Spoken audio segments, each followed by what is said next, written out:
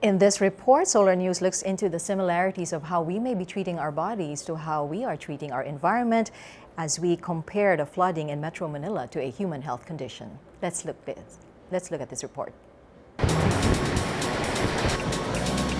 We've experienced what floods can do. We've heard what can and should be done. We thought that to understand the problem further, why not look within ourselves, literally?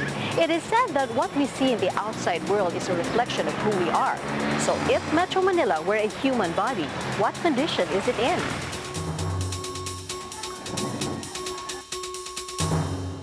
The kind of doctor to go to if we have problems with our own natural drainage pipes is a urologist, the plumbers of the human body. I think flooding in the streets is just like the human body.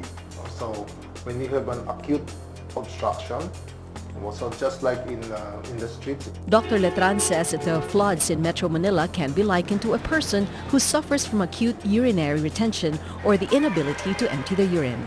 This is the human body. Once the urine is formed, it will pass through the renal pelvis, going down to the ureter. Then it will be stored in the urinary bladder. Acute urinary retention occurs if there is a stone inside the urinary bladder which can block the passageways. In our cities, stone formation can be likened to our clogged drainage systems and waterways and structures that obstruct the flow of water. The goal of Metro Manila, much like the human body, is to get excess water out. The problem enters when we have trouble getting it out. All the systems, the waterways that we have, all lead down to either Manila Bay or to Manila Bay via major tributaries. Mr. Santiago explained that we have existing facilities that store water coming from different areas. These systematically pump collected water outwards towards main river systems or bays. But just like the human body, blockages and the inefficient functioning of systems are causing problems.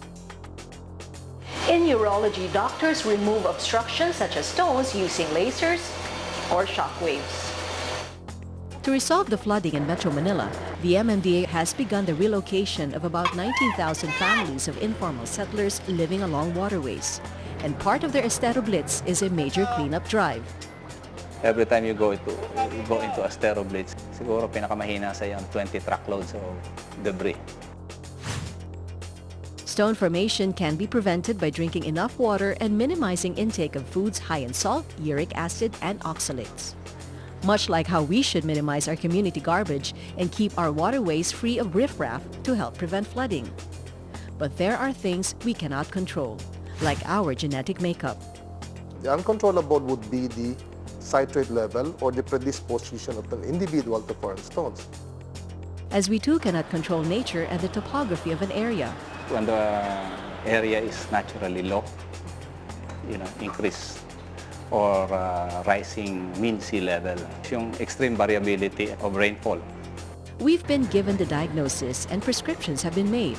As the MMDA begins dispensing the medications, major surgery still needs to be done by the government, like construction of new pumping stations, upgrading existing drainage systems, among others. Dr. Letran says that if acute urinary retention is brushed off and left untreated, it can eventually lead to chronic kidney failure. Even if we're taking medications or undergoing treatment, if we continue to do the same things that caused the condition in the first place, the cycle will never end. And soon, time and neglect will take its toll. But definitely there's hope. Somehow may mga nagsasucceed tayong measures. Despite the condition Metro Manila is in, we still remain hopeful.